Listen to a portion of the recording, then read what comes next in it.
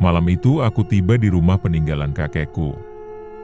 Setelah hampir 15 tahun tak pernah menginjakkan kaki di tanah ini, semuanya terasa asing sekaligus akrab dalam waktu yang bersamaan. Rumahnya masih berdiri kokoh, meski ket kayunya telah pudar dimakan cuaca. Udara di sekitar terasa lembab dan pekat, seperti menyimpan sesuatu yang belum selesai. Tapi ada satu hal yang langsung menarik perhatianku. Gudang tua di belakang rumah. Gudang itu selalu tertutup rapat. Bahkan saat aku kecil dulu, kakek selalu melarangku keras mendekatinya. Di sana hanya ada alat-alat rusak, katanya suatu hari dengan nada yang tidak bisa dibantah. Tapi aku selalu curiga. Karena setiap malam Jumat, kakek sering keluar rumah membawa senter dan masuk ke sana selama berjam-jam. Tak pernah satu kali pun ia mengizinkan siapapun menemaninya. Kini, malam pertama aku kembali ke rumah ini, pintu gudang itu terbuka sedikit, menganga, seperti sedang menunggu seseorang untuk masuk. Aku berdiri sekitar 2 meter dari pintu gudang itu. Daun pintunya berderit pelan tertiup angin. Meski tak ada cahaya dari dalam, aku bisa melihat bayangan hitam pekat menyelimuti bagian dalamnya. Seperti ruang itu menelan semua cahaya malam. Aku melangkah 1 langkah. Kemudian 2. Dan berhenti saat suara kerak terdengar dari dalam, bukan suara benda jatuh, bukan pula hewan liar. Itu suara lantai kayu diinjak dari dalam. Aku menahan napas, tidak ada siapapun di rumah ini selain aku. Itu pasti. Tetangga terdekat berjarak hampir setengah kilometer. Jalan menuju rumah pun penuh rumput dan semak liar. Bahkan sinyal ponsel hilang begitu aku memasuki halaman depan. Tapi suara itu jelas. Bukan suara tua rumah yang melapuk. Itu langkah. Aku mundur perlahan, namun saat aku membalikkan badan hendak kembali ke rumah utama, sesuatu berdesis pelan dari balik gudang. Bukan suara manusia, tapi seperti suara napas atau bisikan. Suaranya seperti keluar dari sela-sela kayu yang lapuk. Aku membeku. Sesuatu di dalam gudang itu tahu aku ada di sini. Sesuatu yang menunggu selama bertahun-tahun. Dan malam ini, pintunya terbuka untukku. Aku tidak tidur malam itu. Meski aku berhasil masuk kembali ke dalam rumah dan menutup semua pintu rapat-rapat, rasa was-was tak kunjung hilang. Setiap kali menutup mata, aku kembali mendengar bisikan dari balik gudang tadi. Seolah-olah suara itu masih menempel di gendang telingaku, jam dinding di ruang tamu terus berdetak keras, seolah membentuk jeda bagi sesuatu yang sedang menunggu. Tengah malam lewat 12 menit, tiba-tiba, lampu dapur mati sendiri. Aku diam. Jantungku berdetak tak beraturan. Tak ada angin, tak ada suara. Tapi dari jendela dapur, aku bisa melihat ke arah gudang. Cahaya samar kekuningan menyala dari dalamnya. Seperti nyala lilin. Padahal, tak ada listrik di gudang itu. Kakiku bergerak sendiri, perlahan menuntunku kembali ke pintu belakang. Aku tak tahu mengapa, tapi seolah ada dorongan dari dalam tubuhku sendiri. Bukan keinginan, lebih seperti tarikan. Aku menyeberang halaman dengan lentera kecil yang kutemukan di dekat dapur. Angin malam membawa bau tanah basah dan kayu tua. Bau yang tidak asing. Bau masa kecil yang dulu pernah membuatku merinding tanpa tahu kenapa. Sesampainya di depan gudang, aku melihat dengan jelas, lantai kayunya terbuka sedikit. Seperti ada ruang di bawahnya. Seperti seseorang sempat mengangkat papan lantai, lalu menutupnya lagi dengan tergesa. Dan di sela papan-papan itu ada bekas kuku. Seolah seseorang pernah mencoba mencakar keluar dari bawah sana. Papan-papan lantai itu tampak tua dan rapuh, tapi justru itulah yang membuat bekas cakaran di atasnya semakin mengganggu. Serat-serat kayu terkelupas dengan arah yang tak beraturan, dalam-dalam, seperti hasil goresan seseorang yang putus asa. Atau tidak lagi manusia. Aku berjongkok, mengetuk lantai itu perlahan. Suaranya kosong di bagian tengah. Jelas ada ruang di bawah. Aku mencari linggis atau obeng di sekitar gudang. dan menemukan gagang besi tua di antara tumpukan kayu di pojok ruangan. Dengan tangan gemetar, aku selipkan ujungnya ke celah papan dan mulai mengungkit. Suara kayu retak menggaung dalam sunyi. Seperti ada yang keberatan aku membuka sesuatu yang seharusnya tetap tertutup. Beberapa menit kemudian, satu papan terbuka. Di bawahnya ada rongga gelap dan sempit, hanya cukup untuk satu orang dewasa masuk merangkak. Tapi yang membuatku berhenti sejenak adalah bau busuk yang langsung menyembur keluar. Seperti bau daging busuk dan tanah terkubur lama, aku menyorotkan lentera ke bawah. Di sana, di dalam kegelapan rongga itu, ada sebuah peti kayu hitam. Ukurannya hampir sebesar koper tua, dengan sudut yang melengkung dan ikatan tali kasar melingkar di sekelilingnya, yang membuat jantungku berdegup lebih keras. Adalah kertas kuning yang ditempelkan di tutup peti. Kertas dengan tulisan tangan yang samar, "Jangan buka, biarkan dia tertidur," dan di bawahnya adalah tanda tangan kakekku, itu tulisan tangan kakekku. Aku mengenal bentuk hurufnya yang condong ke kiri, dan caranya menulis huruf R dengan ekor panjang, khas.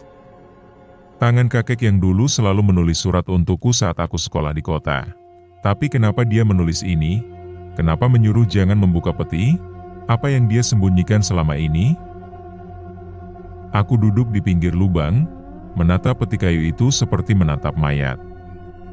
Tanganku gemetar, tapi rasa ingin tahuku jauh lebih besar dari rasa takut. Peti itu bukan hanya berisi sesuatu. Ia menyimpan sejarah keluargaku sendiri. Aku turun ke dalam rongga perlahan. Lantainya penuh tanah basah dan akar kecil menjulur dari sisi-sisinya. Seperti urat-urat tubuh yang menempel ke dinding liang kubur. Aku sentuh peti itu.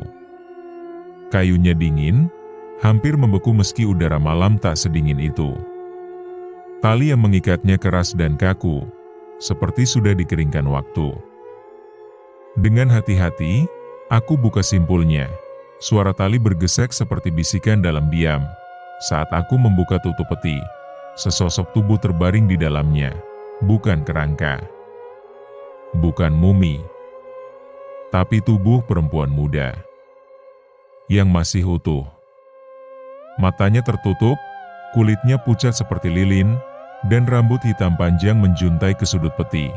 Tapi yang paling membuatku mundur setengah merangkak adalah tubuh itu bernapas, pelan. Sangat pelan. Tapi nyata, perempuan itu masih hidup. Aku terjatuh ke belakang, menabrak dinding rongga gudang. Lentera hampir terlepas dari tanganku.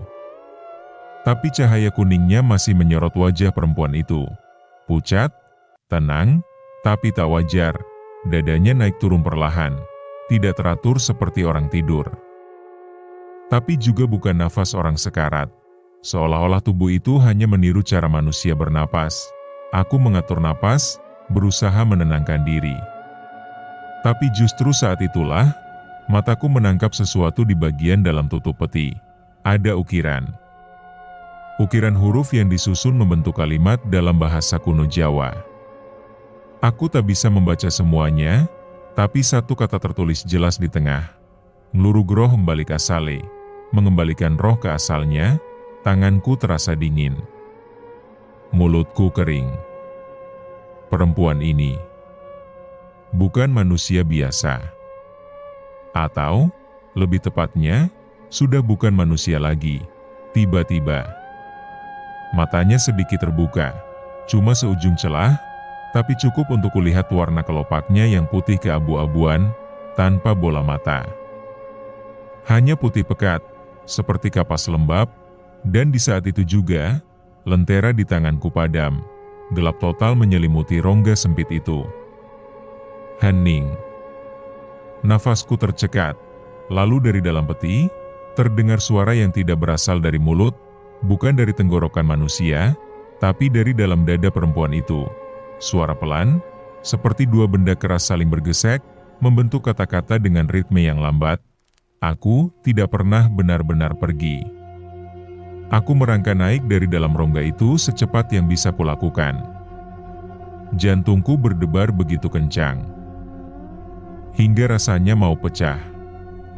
Begitu keluar, aku hempaskan tubuh ke lantai gudang yang kotor dan lembab, menarik napas dalam-dalam seolah baru kembali dari dasar laut. Peti itu masih di bawah, perempuan itu masih bernapas, dan suara itu masih terngiang di telingaku. Suara yang berasal dari dalam dada, bukan dari tenggorokan. Bukan manusia, aku lari keluar gudang tanpa menoleh. Tapi di tengah halaman belakang yang ditumbuhi rumput liar, aku berhenti. Ada satu hal yang belum aku lakukan sejak sampai ke rumah ini, membuka laci meja kerja kakek. Kakekku adalah orang yang sangat tertutup. Tapi dia pencatat ulung. Setiap kejadian, tanggal, dan perasaan, sering dia tulis dalam buku catatan kecil bersampul kulit. Di ruang kerjanya, aku temukan lemari tua yang terkunci. Tapi kunci cadangannya ada di bawah meja. Aku tahu itu sejak kecil. Dan benar saja, di dalam laci paling bawah, aku menemukan buku catatan kecil bersampul coklat tua. Halaman-halamannya menguning, namun tulisannya masih bisa terbaca. Aku buka ke bagian yang paling belakang, halaman terakhir yang ditulisnya. Di sana, hanya ada 3 paragraf pendek. Hari ini, dia bergerak lagi. Napasnya kembali, meski matanya belum terbuka. Jika cucuku membaca ini, itu berarti waktuku sudah habis. Dan tugas itu kini milikmu. Tanganku bergetar. Di bawah tulisan itu, tertulis satu kalimat tambahan. Seolah ditulis dengan tinta berbeda. Lebih gelap, kalau kau buka petinya. Kau harus kembalikan dia. Atau dia akan mengembalikan dirinya dengan caranya sendiri. Aku duduk di kursi kayu ruang kerja kakek cukup lama, memandangi buku catatan itu dengan kepala berat. Tak ada suara kecuali detik jam tua dan gelegar petir di kejauhan. Tapi pikiranku jauh lebih gaduh. Kalau kau buka petinya, kau harus kembalikan dia. Apa maksudnya? Bagaimana cara mengembalikan sesuatu yang bahkan tak pernah benar-benar hidup? Atau mati? Tanganku tanpa sadar menyentuh saku jaket. Ada satu benda yang kubawa dari dalam peti tadi. Sebuah liontin kecil dari perak kusam, yang tergeletak di antara rambut perempuan itu. Waktu itu aku ambil tanpa berpikir. Sekarang aku perhatikan liontin itu lebih dekat.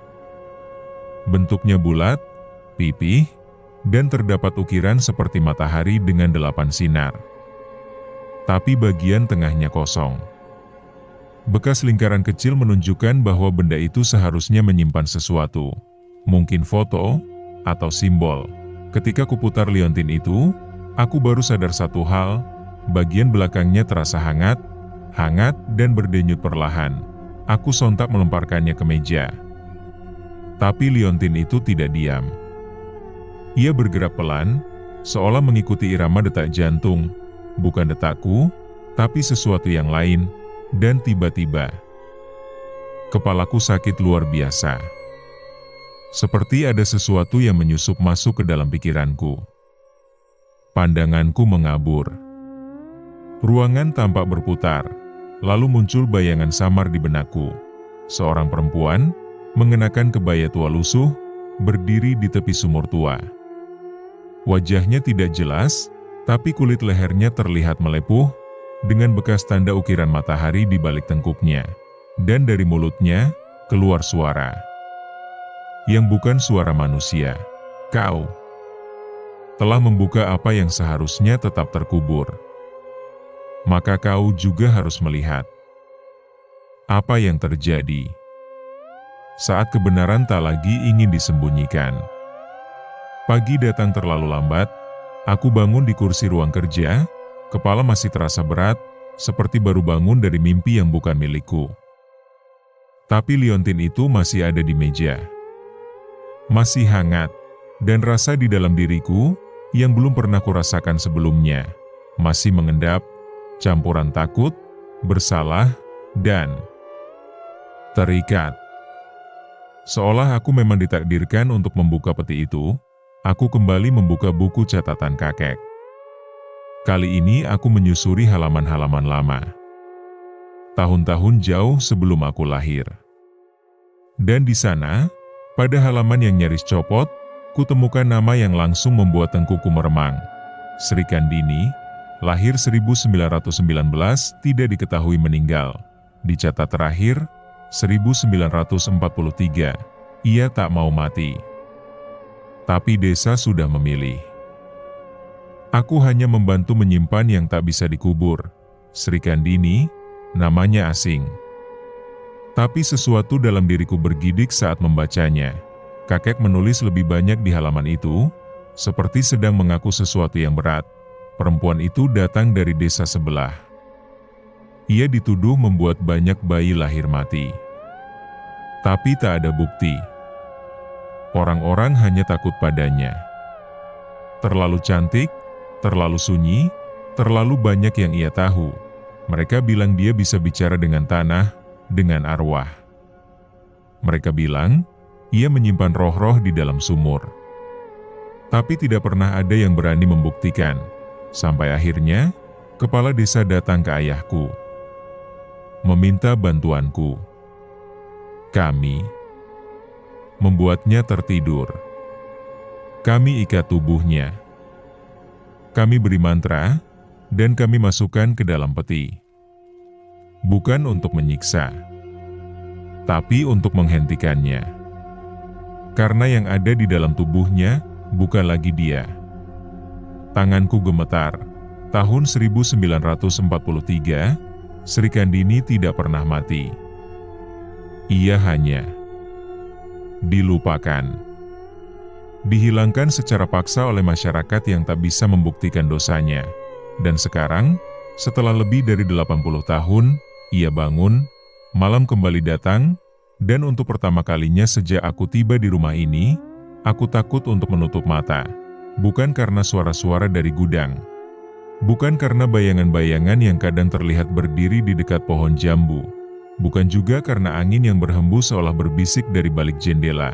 Tapi karena sesuatu yang lebih mengerikan dari semua itu. Aku tahu. Dia sudah keluar dari peti.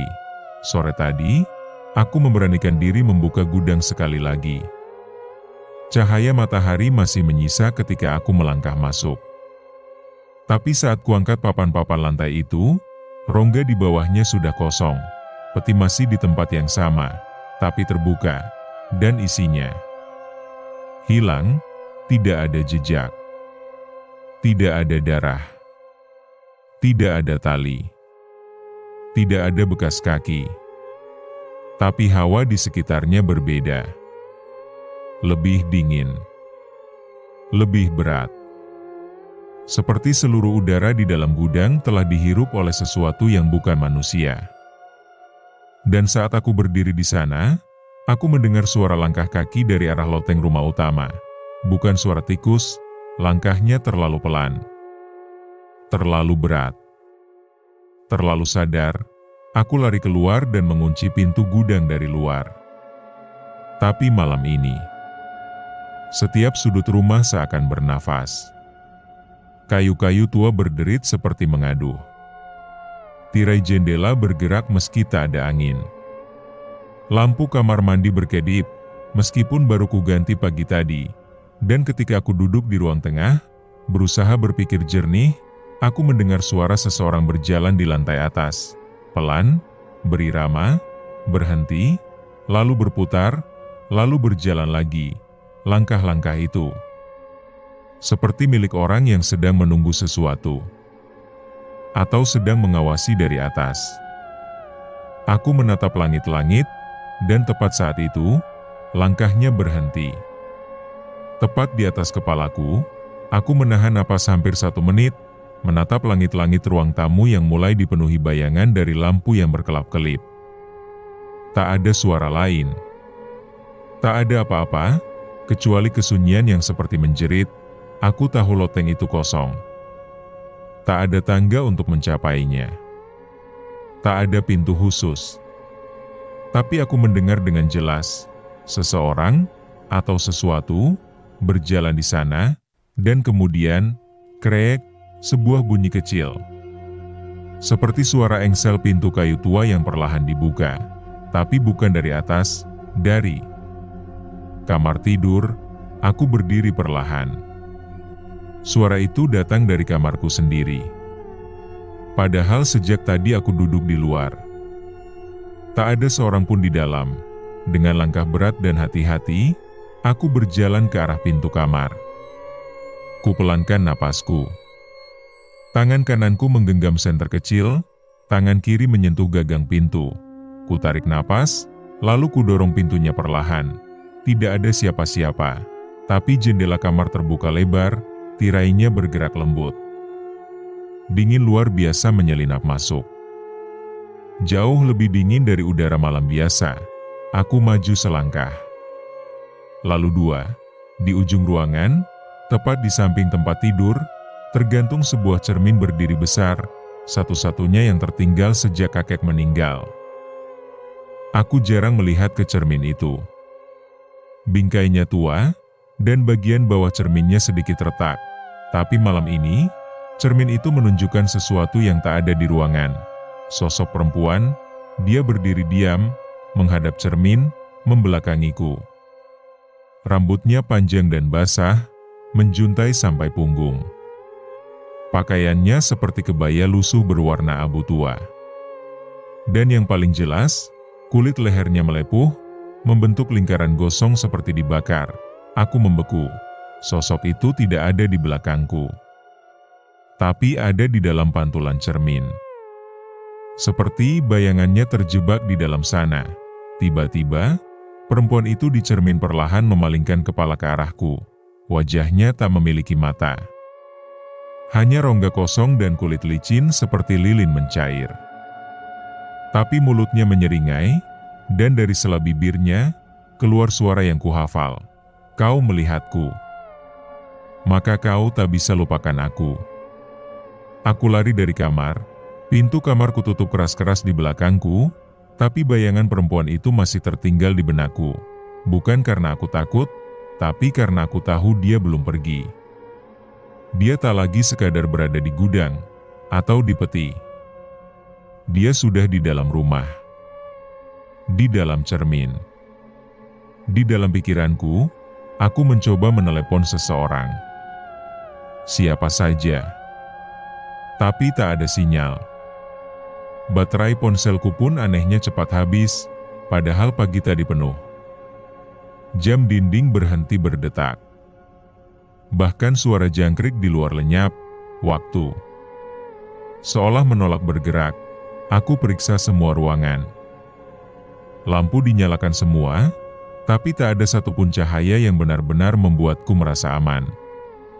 Karena di balik cahaya selalu ada bayangan, dan kini bayangan itu tampak hidup. Di dapur, bayanganku sendiri sempat memantul dari kaca kulkas, tapi dengan gerakan yang sedikit terlambat.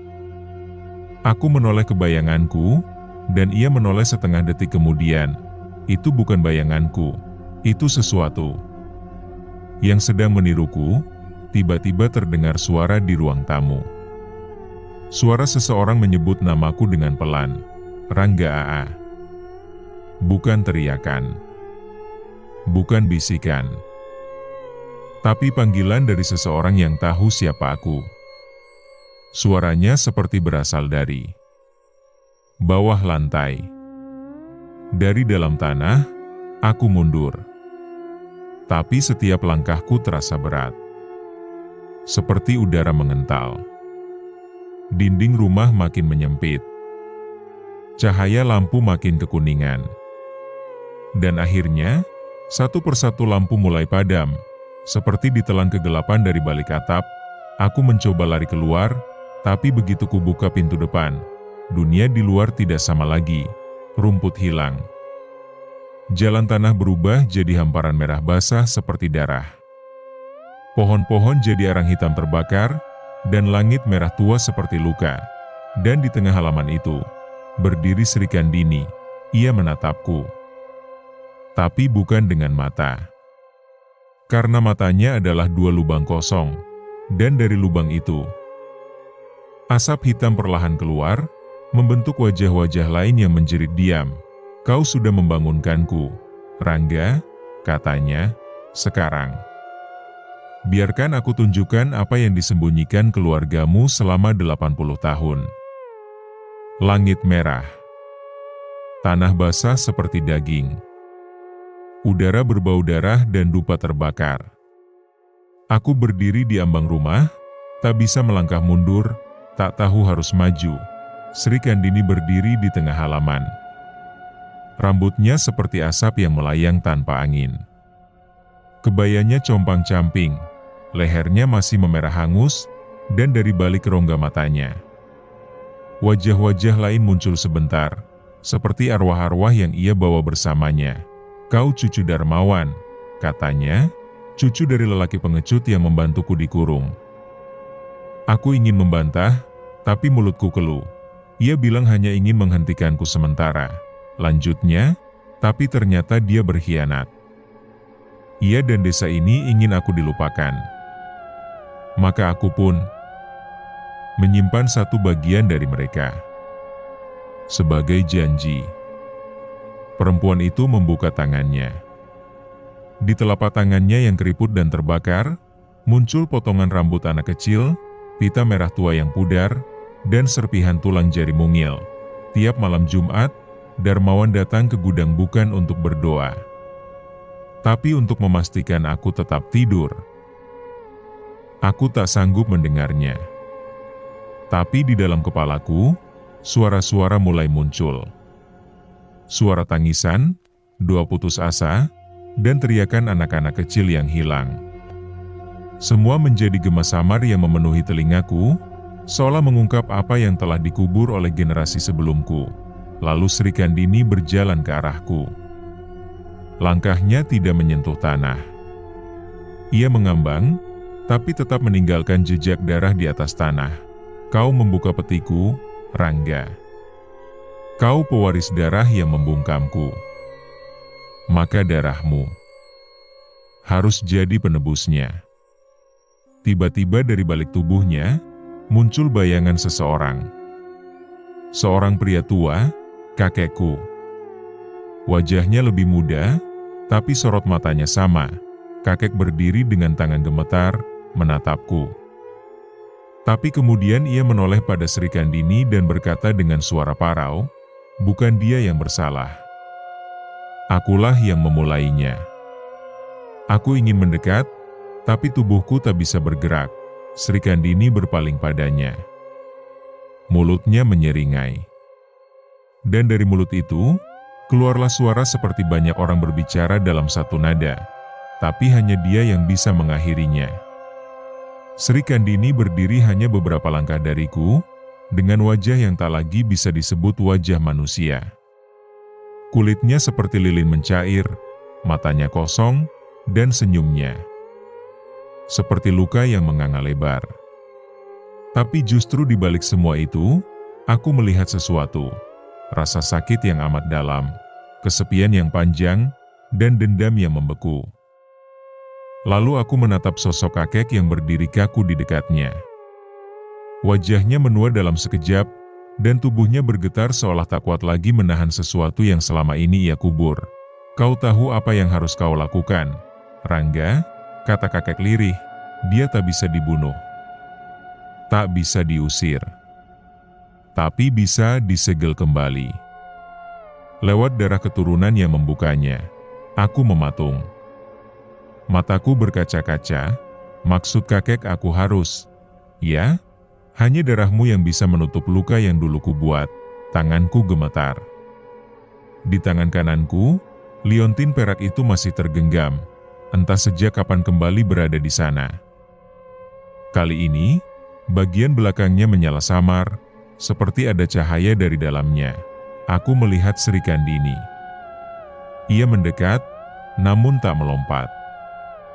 Tak menyerang. Hanya menunggu. Kau bisa pilih, mengikatku kembali dengan darahmu, atau membiarkanku tetap bangkit. Maka aku akan ambil semuanya. rumah ini, tanah ini, dan mereka yang akan lahir dari darahmu. Dunia di sekitarku mulai gemetar. Cermin-cermin di dalam rumah pecah satu persatu, dan dari retakannya, keluar wajah-wajah yang menangis. Wajah-wajah yang seperti memohon, aku tak tahu ritual apa yang harus kulakukan, tak tahu mantra apa yang harus dibaca, tapi aku tahu satu hal, liontin itu adalah kuncinya. Aku buka bagian tengah liontin itu. Dan di dalamnya, ada tetesan darah kering berwarna hitam, serta potongan rambut yang melingkar. Dan tiba-tiba, suara-suara itu membimbingku, bukan dengan bahasa, tapi lewat rasa. Aku duduk bersila di depan Sri Kandini, menaruh liontin di tanah, lalu menggores telapak tanganku dengan serpihan kaca dari cermin yang pecah. Darahku menetes ke liontin, dan tanah mulai bergetar. Darah yang membuka kini menutup, bisik suara yang entah dari mana, yang terikat oleh waktu. Dikembalikan oleh warisannya sendiri, Sri Kandini mulai berteriak. Tapi bukan jeritan amarah. Itu jeritan kesedihan. Jeritan dari jiwa yang tak pernah benar-benar ingin menjadi iblis, tapi dijadikan iblis oleh rasa takut orang lain. Tubuhnya berubah jadi kabut hitam yang terhisap masuk ke liontin. Jeritannya memudar, wajahnya perlahan larut. Dan saat semuanya berakhir, hening, tanah kembali normal. Langit menjadi gelap biasa. Rumah tak lagi bergemuruh, aku membuka mata, dan liontin itu kini membatu. Dingin. Tak lagi berdenyut. Di tengahnya, sebuah matahari kecil dengan 8 sinar bersinar samar. Sri Kandini telah kembali tidur. Sudah 3 hari sejak malam itu, rumah peninggalan kakekku kini kembali sunyi. Tak ada suara langkah di atas loteng, tak ada bayangan di cermin. Tak ada bisikan dari balik lantai kayu. Liontin itu sekarang kusimpan dalam kotak besi yang dulu dipakai kakek menyimpan dokumen penting. Kusimpan di bawah lantai ruang kerja, tempat yang paling tak mungkin disentuh orang. Dan setiap malam, sebelum tidur, aku duduk di depan ruang itu. Hanya diam, bukan karena takut ia bangkit kembali, tapi karena kini aku tahu, ia tidak pernah benar-benar ingin bangkit. Sri Kandini adalah nama yang dicabut dari sejarah desa. Perempuan yang tak pernah diadili, tapi dihukum oleh ketakutan dan prasangka. Mungkin ia memang menyimpan sesuatu yang tak biasa. Tapi rasa takut orang-orang menjadikannya makhluk yang bahkan dirinya sendiri tak inginkan. Dan kakek menanggung semua itu sendirian. Sekarang aku mengerti kenapa ia begitu tertutup. Kenapa ia selalu terlihat tua lebih cepat dari waktunya. Karena menyimpan satu jiwa yang tak bisa mati. Adalah beban yang mencabik dari dalam. Hari ini aku berencana kembali ke kota. Rumah ini akan kutinggalkan. Tapi sebelum itu, aku berdiri di halaman belakang, di tempat di mana dulu Sri Kandini berdiri dalam merahnya langit. Tanahnya kini tampak biasa. Tapi di satu titik, rerumputannya tumbuh lambat. Di sana, aku tanamkan sebongkah batu kecil tanpa nama. Sekadar penanda, bukan kuburan, tapi peringatan, agar siapapun yang suatu hari nanti kembali ke tempat ini, tahu bahwa ada yang pernah dibangunkan di sini. Dan jangan pernah dibangunkan lagi. Namun sebelum aku pergi, satu hal terjadi. Angin bertiup pelan, daun-daun kering berterbangan ringan, dan dari dalam rumah, liontin itu bergetar sekali.